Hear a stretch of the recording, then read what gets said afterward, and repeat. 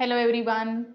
Welcome to the second lecture of lesson 5 of your main reader Hornbill, the Ailing Planet. In this lecture, we will straight away do the question answers of Ailing Planet. We have already read the chapter, tried to understand what basically the article of Nani Palkiwala is all about, how we all have to understand our responsibility and ensure that the earth does not become a planet which is totally deteriorated. हमें पूरा ध्यान रखना है कि जो अर्थ के resources हैं उसके एनवायरनमेंट जो उसका एनवायरनमेंट है वो जो है इसी ब्यूटीफुल कंडीशन में हम अपने फ्यूचर जनरेशन्स को दें, ना कि उसे बिल्कुल ही मुरझाया हुआ और बहुत ही खराब हालत में. The first question, what does the notice the world's most dangerous animal at a cage in the zoo at Lusaka, Zambia signify? इस particular notice का क्या significance है, क्या importance है? This is an important question. ये 2 marks में usually आ ही जाता है. The notice the world's most dangerous animal means that man is the most destructive species on earth. earth के ऊपर सबसे ज़्यादा जो खतरनाक स्पीशीज़ है, जो सबसे ज़्यादा डिस्ट्रक्टिव स्पीशीज़ है, जो दूसरों को नुकसान पहुंचा सकती है, वो वाइल्ड एनिमल्स नहीं है या कोई और एनिमल्स नहीं है, कोई और स्पीशीज़ नहीं है, बल्कि ह्यूमन बींग्स ही हैं. He is harming the environment with his greedy and self-centered acts. अपने selfish, अपने self-centered acts की वजह से अपनी ज़रूरतों को पूरा करने के लिए वो अर्थ को और अर्थ के रिसोर्सेज को, अर्थ के एनवायरनमेंट को हार्म पहुंचा रहा है. The condition of the planet has deteriorated, has spoiled because of man only. Man and only man is responsible for the present pitiable condition of earth. earth की जो इतनी बुरी हालत है उसके जिम्मेदार सिर्फ और सिर्फ human beings हैं. He is causing more harm to the earth than the animals. ये सिग्निफिकेंस है उस नोटिस बोर्ड का जो वहां पे जाम्बिया के जू में लगा हुआ था कि जो अर्थ को नुकसान पहुंचा रहा है सबसे ज्यादा वो ह्यूमन बींग्स ही हैं, ना कि कोई wild animal.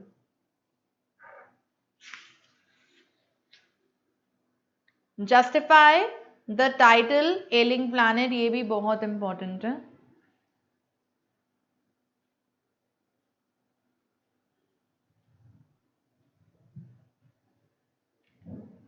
The title Ailing Planet is apt. Apt means it is correct, it is right, it is suitable. The selfish and self-centered actions of man have deteriorated, they have spoiled. You can use any word. अगर आपको deteriorated के spelling याद नहीं होंगे या आपको मुश्किल लगता है याद करना, so use the word spoiled. The condition of our planet. All natural resources are being exploited at an alarming rate. जितने भी natural resources हैं उनको use किया जा रहा है, उन्हें खत्म किया जा रहा है, उनकी जो खपत है वो इतनी ज़्यादा हो रही है कि वो replenish तो नहीं हो पा रहे. They are not filled again. उन जो हमने यूज किया वो फिल अप नहीं हुआ और हमने और यूज करना शुरू कर दिया. तो इस सिचुएशन में क्या हो रहा है कि हमारे पास शॉर्टेज हो रही है, डिप्लीशन हो रही है of the natural resources. Population explosion is adding to its problem of to the problems of mother earth. मदर अर्थ की जो प्रॉब्लम्स हैं वो पॉपुलेशन, तो पॉपुलेशन ग्रोथ किसकी वजह से हो रही है? Again it is a condition created by the human beings only. It is actually in a very unhealthy state, and because of this the condition of the planet, the condition of mother earth is very very serious. So the title is apt, it is suitable, it is right कि हम अपने ill बीमार planet के बारे में बात कर रहे हैं, so that we can do something to improve its condition and at least do something so that its condition does not spoil further. Okay. The next question.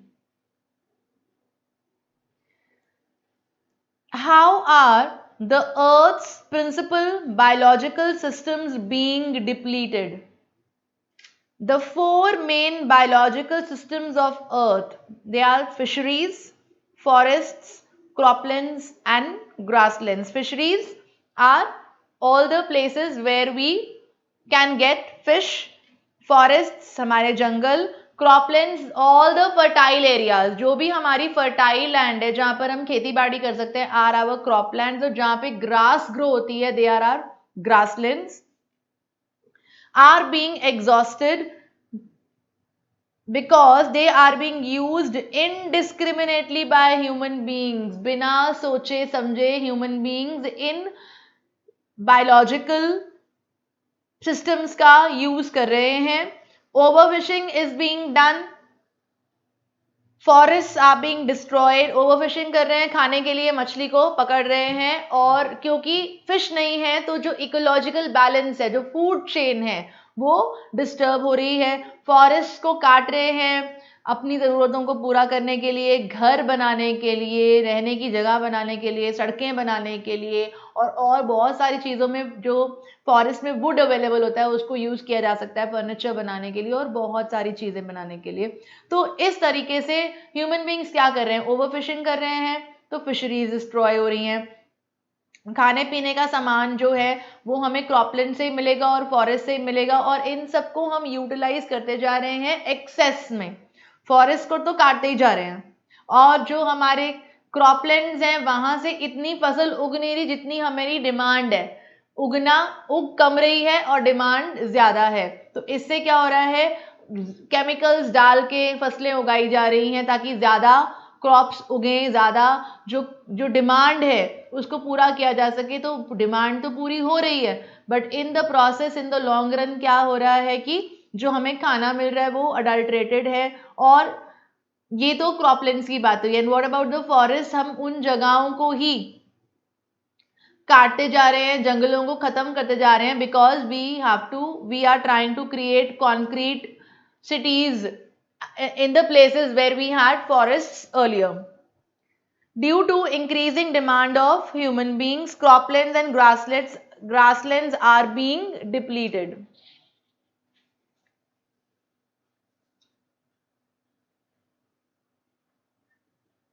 Why does the author aver that the growth of world population is one of the strongest factors distorting the future of humans? Human beings का जो future है वो disturb होएगा because of the growth in world population. Why does the author ever say so?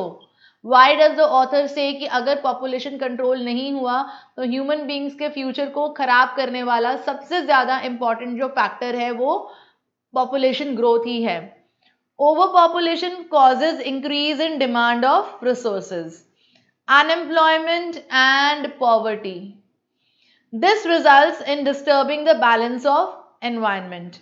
The poor people feel that more children means more hands to earn money. तो इसीलिए poor लोग जो हैं उनकी पॉपुलेशन दिन ब दिन बढ़ती जा रही है. उन्हें लगता है जितने लोग होंगे फैमिली में उतना ज़्यादा काम करेंगे तो उतना ज़्यादा पैसा कमाएंगे और फैमिली को सर्वाइव करने में हेल्प करेंगे.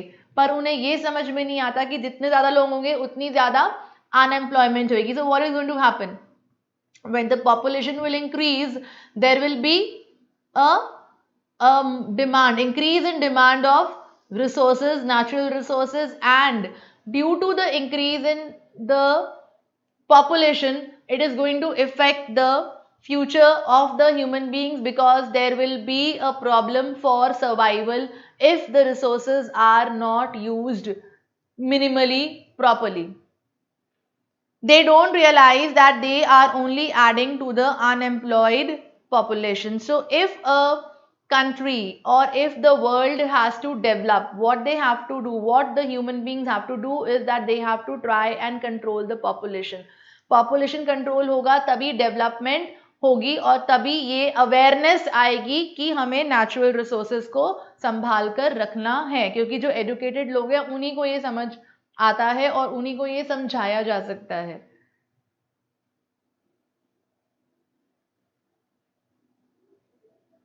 Laws are never respected nor enforced in India. It is a sad reality that laws are made in India, but they are not enforced completely. हम जो laws बनाते हैं उनको हम लागू नहीं करते। जो लॉज इंडिया में बने हैं वो सिर्फ पेपर पे है, कागजी वर्क हुआ हुआ है उनके बारे में, उन्हें इम्प्लीमेंट नहीं किया जा सकता, नहीं किया हुआ बिकॉज ऑफ करप्शन। इतनी करप्शन है कि जितने भी लोग लॉ को फॉलो नहीं करते, अगर कोई लॉ बना है और उसको लागू करने की कोशिश भी की है तो उन्हें पनिशमेंट नहीं मिलती, उन्हें पकड़ा नहीं जाता, अगर पकड़ा जाए तो वो छूट जाते हैं। सो करप्शन की वजह से the laws are not being enforced properly. There is so much corruption at all levels, her level पर, that the culprits, जो भी गुनेगार हैं, who don't obey the laws, escape without being checked. उन पर कोई रोक नहीं है। According to the Indian Constitution, untouchability and bonded labor shall be abolished. We shall make efforts to save the wildlife and forests of the country. ये सब चीजें हमारी कॉन्स्टिट्यूशन में लिखी हुई हैं कि बॉन्डेड लेबर नहीं फॉलो होगा, अनटचेबिलिटी बिल्कुल, छुआछूत जो होता है, अछूत लोगों की जो एक कास्ट अलग से बनाई जाती है उनको बिल्कुल हटा दिया जाएगा, वाइल्ड लाइफ को जो है और फॉरेस्ट को प्रिजर्व करके रखा जाएगा, उनका ध्यान रखा जाएगा। ये सब हमारे कॉन्स्टिट्यूशन में इतने साल पहले लिखा गया था, but nothing much is being done. अगर किया भी जा रहा है तो वो बहुत ही स्लो पेस पे हो रहा है। It is not being done at a pace जहां पर उसका नजर जो है, उसका जो इफेक्ट है वो नजर आए कहीं पर भी। तो इन द लॉन्ग रन, क्योंकि लॉ तो बना, अवेयरनेस तो थी, बट क्योंकि वो इम्प्लीमेंट नहीं हुआ, because of that problems are arising and becoming more and more grave day by day, गंभीर होती जा रही हैं। Ironically, nothing is being done regarding these areas marked as forest. Constitution में लिखा है कि हम अपने फॉरेस्ट एरिया का, अपनी वाइल्ड लाइफ का ध्यान रखेंगे, लेकिन पोचिंग सबसे ज्यादा इंडिया में ही होती है। लेकिन जो फॉरेस्ट कवर है सबसे ज्यादा इंडिया में ही डिप्लीट हो रहा है, सबसे ज्यादा फॉरेस्ट इंडिया में ही काटे जा रहे हैं। एरियाज मार्क्ड एज फॉरेस्ट, जो मार्क किया गया है कि यहाँ पे जो फॉरेस्ट है, यहाँ पे इंडिया के इन एरियाज में फॉरेस्ट होंगे, उन एरियाज को भी काट काट कर वहां पर सिटीज बनाई जा रही हैं, are being converted into residential areas. The situation is really grim, the situation is really very very sad. Next, are we to leave our successors, हमारे आने वाली जो फ्यूचर जनरेशन है, जो हमारे से ये अर्थ को लेने वाले हैं, are they going to have a scotched planet of advancing deserts, जिसके अंदर ये झुलसा हुआ प्लैनेट उनको देंगे जहाँ पे हर जगह पर क्या है, सिर्फ और सिर्फ डेजर्ट्स हैं, रेगिस्तान है। इम्पॉवरिश्ड लैंडस्केप, जितना भी लैंड एरिया है वो सारा का सारा जो है खराब हो चुका है, डिटीरियोरेट हो चुका है, स्पॉइल हो चुका है। And an ailing environment, an environment जो कि बहुत ही ज्यादा खराब कंडीशन में है, अनहेल्दी कंडीशन में है। Why? Even if you can realize now the pollution level in so many countries across the globe is increasing to such high levels कि जो हम एयर ब्रीथ कर रहे हैं that is so poisonous, it is not at all good for us. किसने करा ये condition को खराब? It is the human beings, those who have spoiled the condition of the environment. Human beings need to introspect and find out the result of their actions. The depletion of forests, grasslands, croplands, natural resources, etc.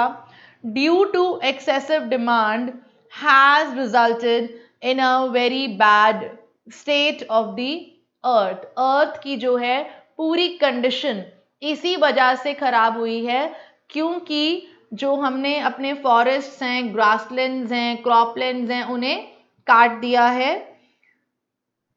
Human beings have to take responsibility for their acts so that the future generations get a hale and hearty earth. It is the human beings who have to ensure कि जो earth है उसकी condition और खराब ना हो और एक healthy earth हम अपनी future generations को pass on करें. The future generation should not suffer because of the acts of today's human beings. जो ह्यूमन बींग्स के आज के एक्ट्स हैं, जो सेल्फिश एक्ट्स हैं, जो सेल्फ सेंटर्ड एक्ट्स हैं, जिसमें हम बहुत ज़्यादा दूरदर्शी नहीं है, फोर साइटेड नहीं है, हमारे ऐसे एक्ट्स की वजह से हमारी फ्यूचर जनरेशन्स को सफ़र नहीं करना चाहिए. दे शुड नॉट पे for the acts that we have done. Why should they suffer because of we the human beings who did not take up their responsibilities carefully, who were not particular in shouldering their responsibilities? The future generation should not suffer because of the acts of today's human beings. They also have an equal right on earth. We should preserve the earth for the future generations. हमें future generations का ध्यान रखना चाहिए और उनके लिए इस earth को preserve करके रखना है, ध्यान से रखना है, because they also have an equal right on earth. ये earth सिर्फ हमारी जायदाद नहीं है, हमारी property नहीं है.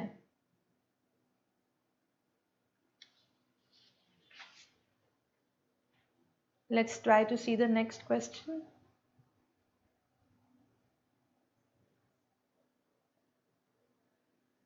We have not inherited this earth from our forefathers. We have borrowed it from our children. If you try and understand, in all the questions that we are doing, more or less, we are writing the same points. We are using the same 5 or 6 points, changing their language and using them in all the answers. This is why this lesson is an easy lesson. आपने अगर lesson का gist समझ लिया, आपने उसका जो central idea है वो समझ लिया, सारे क्वेश्चंस उसके इर्द गिर्द ही बनते हैं. So it will be very easy for you to understand the chapter and write questions based on the chapter if you are able to get the key points of the chapter. These powerful lines mean that we have to take responsibility of our actions. Our actions may not create grave problems for us. अभी हमें लग रहा होगा कि ऐसा क्या हो रहा है, इतनी भी कोई खराब हालत नहीं है अर्थ की, हमारे लिए कोई बहुत ज़्यादा टफ सिचुएशन शायद ना क्रिएट हुई भी हो, या ऐसी सिचुएशन क्रिएट ना हुई हो जिसको सॉल्व नहीं किया जा सकता. But they can create severe problems for the future generations. लेकिन आने वाली जनरेशन का बहुत ज़्यादा नुकसान हो सकता है if we don't take responsibilities for our acts. तो हमारे लिए problems grave नहीं है, लेकिन उनके लिए, हमारी आने वाली जनरेशन के लिए it can become really tough. उनके लिए प्रॉब्लम्स ऐसी क्रिएट हो जाएंगी जो वो सॉल्व ही नहीं कर पाएंगे, हम इतना बुरा हाल कर देंगे अर्थ का. It is the duty of each and every human being to save the resources and strive for and try to go for sustainable development. ऐसी development, ऐसी progress where resources are not depleted. हम use कर रहे हैं resources को, resources के बिना जीना बहुत मुश्किल है, नेचुरल रिसोर्सेज को, but we are using them in a way in which we are not harming the future generation. We are not compromising on the needs of the future generations. उनको उनके resources जो हैं मिलेंगे, क्योंकि हम उनको ध्यान से यूज करेंगे.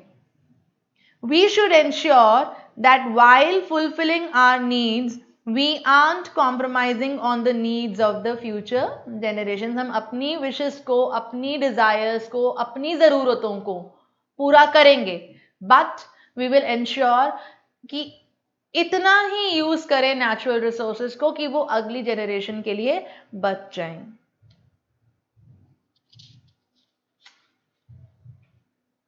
What is the shift in the human perception? Human point of view में क्या shift आया है? The human perception has changed from the mechanistic view. एक मैकेनिकल व्यू था जिसमें अर्थ को अलग से सिर्फ एक अर्थ, एक प्लैनेट माना जाता था. अर्थ के एनवायरनमेंट को उसका पार्ट नहीं माना जाता था, एक सेपरेट एंटिटी था. ह्यूमन बीइंग्स एंड बाकी स्पीशीज अलग एंटिटीज थे. We have shifted from that mechanistic view to a holistic and ecological view, a view in which all of these elements come together. Earth cannot be only earth. Earth is a combination. It's an organism. It's an organism which has many vital parts, and human beings, other birds, animals, plants, trees, and the environment, all these are a part of the organism which we think the earth is now. तो totality में देखना है earth को अब. The earth is now regarded as an organism which has many parts. It has its own vital processes, और vital processes कौन से हैं इसके? The natural resources,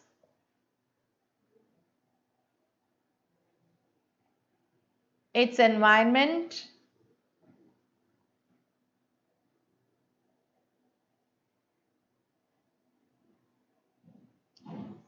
flora and fauna. Flora and fauna means all the animals and plants and human beings.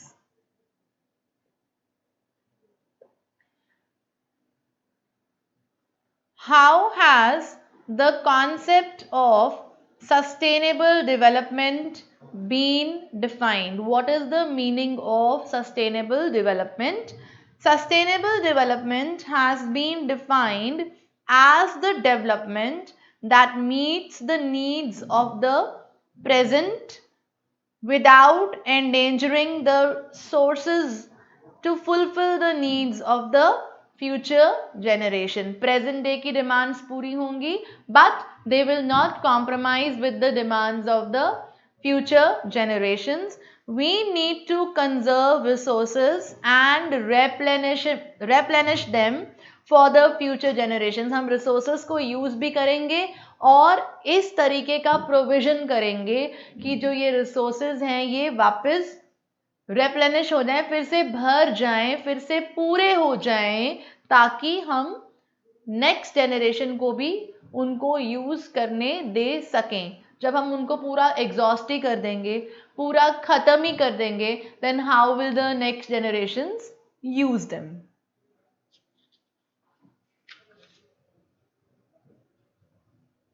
How do Indians procure fuel for cooking? Procure means कहाँ से उन्हें मिलता है fuel for cooking. What is the result of their action? और क्या action के उनका result होता है? The Indians collect firewood from forests. वो ये जो firewood है उसको forest से collect करते हैं. They also burn cow dung as fuel. जो cow dung है, गाय का जो गोबर है, उसको भी यूज करते हैं for as fuel. The result of their action is that forests are fast depleting. As a result क्या हो रहा है, जो forests हैं वो दिन ब दिन उनकी जो एरिया है वो कम होता जा रहा है. Natural fertilizer isn't available for the plants. जो प्लांट्स हैं उनके अंदर काउ डंग, गाय के गोबर को डालकर नेचुरल फर्टिलाइजर बनाया जाता है, एक जो खाद है वो बनाई जाती है। तो प्लांट्स को जो है खाद नहीं मिल रही, तो प्लांट्स की क्वालिटी अच्छी नहीं है, क्योंकि हम वो काउ डंग को यूज कर रहे हैं अपना फ्यूल बना के, खाना बनाने के लिए, उसकी आग जलाने के लिए। और जो फॉरेस्ट का वुड है उसको यूज कर रहे हैं फ्यूल बना के, तो जो फॉरेस्ट है वो भी दिन ब दिन कम होते जा रहे हैं। तो इफेक्ट क्या हो रहा है, फॉरेस्ट कट रहे हैं, और जो प्लांट्स हैं, जो सॉइल है, उसकी जो कंडीशन है वो दिन ब दिन खराब हो रही है, बिकॉज उन्हें नरिशमेंट नहीं मिल रहा नेचुरल फर्टिलाइजर का। नेचुरल फर्टिलाइजर क्या है, cow dung. How can the industry play a significant role in the new era of responsibility? Now we need to understand कि इंडस्ट्री को रोल प्ले ही क्यों करना है।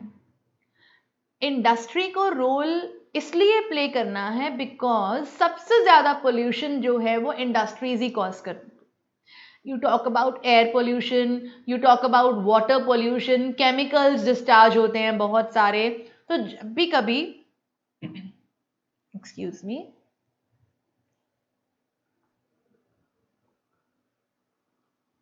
जब भी कभी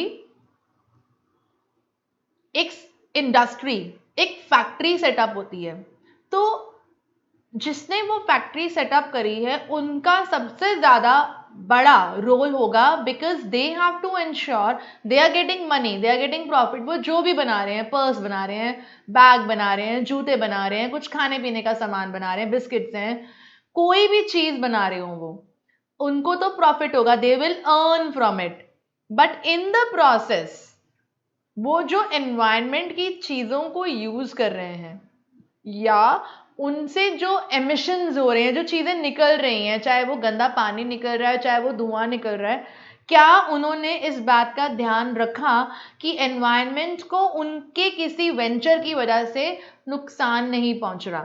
सो that is why the role of the industrialist becomes very important. वो आंखें बंद करके नहीं बैठ सकते हैं, they have to understand their responsibility. The industry can play a really important role in the new era of responsibility. A large amount of pollution is caused by the industries. They use a lot of natural resources to earn profit. These industries should ensure that they don't cause pollution. उनकी वजह से pollution ना हो, ये ध्यान उन्हें रखना पड़ेगा। They should make conscious efforts to replenish the natural resources exhausted by them. अगर वो natural resources को use कर रहे हैं तो they have to ensure कि natural resources जो हैं वो वापस, जो उन्होंने use किए, वापस भर जाएं। कुछ ऐसा करें, अगर उन्होंने पेड़ काटे हैं तो उन्हें और पेड़ उगाने चाहिए, अगर वो कुछ और वाटर यूज कर रहे हैं तो वाटर ट्रीटमेंट का उनका प्लांट होना चाहिए, या उन्हें कोई रेन वाटर हार्वेस्टिंग का कोई सिस्टम उनके पास होना चाहिए कि वो जो रेन का वाटर है उसको यूज करें अपने प्लांट के अंदर। तो अलग अलग तरीकों से they have to make sure कि वो अपनी प्रॉफिट मेकिंग के चक्कर में एनवायरनमेंट को किसी तरीके का नुकसान ना पहुंचाएं, या नेचुरल रिसोर्सेज को पूरा का पूरा खत्म, एग्जॉस्ट न कर दें।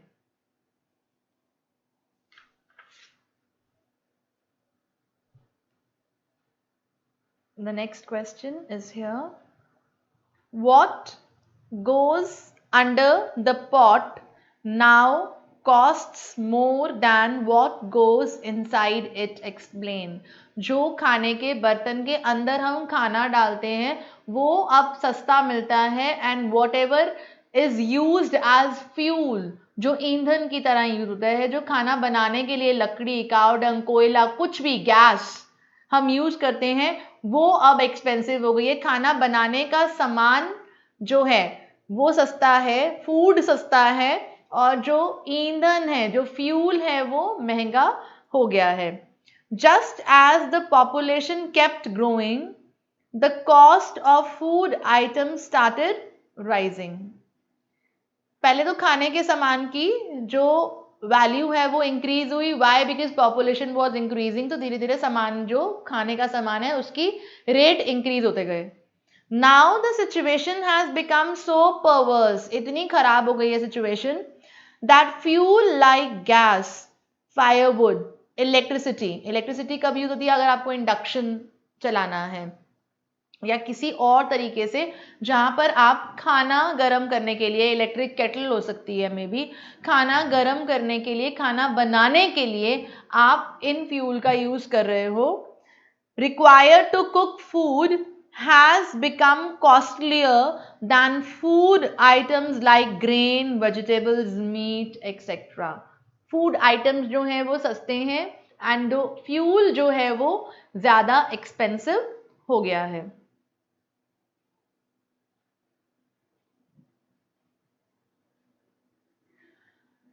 No generation has a freehold on this. This is an important question. Freehold on this earth. All we have is a life tenancy with full repairing lease. Explain these words of Margaret Thatcher. What Margaret Thatcher is trying to say in these lines is that no generation has a complete authority over the earth. All the generations, what they have is that they are living on this earth as tenants. Temporary एक उनका घर है, ये एक temporary arrangement है, एक permanent arrangement नहीं है. एंड इस टेम्पररी अरेंजमेंट की सबसे बड़ी एग्रीमेंट की शर्त है कि आप जितने टाइम इस जगह को यूज करोगे आप उसकी पूरी रिपेयर का responsibility उठाओगे. You will live with complete responsibility of the maintenance of this earth. हमने इस अर्थ को फ्यूचर जनरेशन से बोरो किया है. That is why. Fine. So if we try to write the answer of this particular question,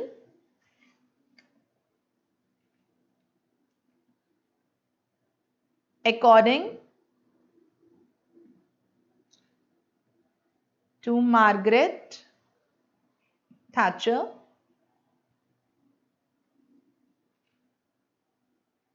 no generation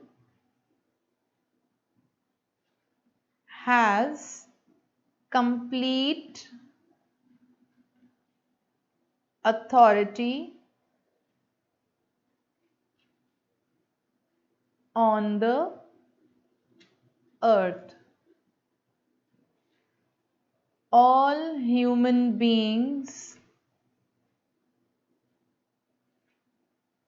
have to live as tenants who have temporary और short live, बहुत थोड़े समय के लिए रहते हैं, एग्रीमेंट होता है. who have temporary or short lived periods of stay. During this temporary stay, they have to fulfill the condition of taking the responsibility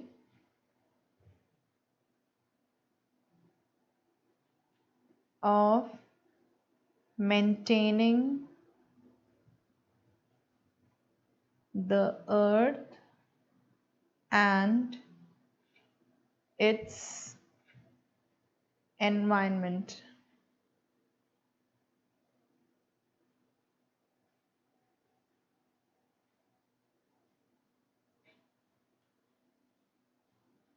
Shouldering the responsibility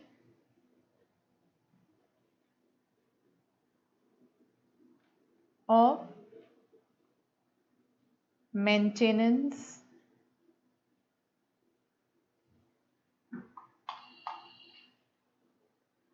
of earth of the earth is a part of the agreement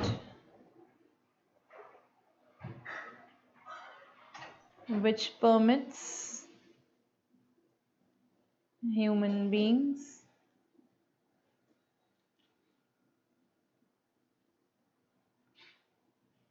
to stay on earth.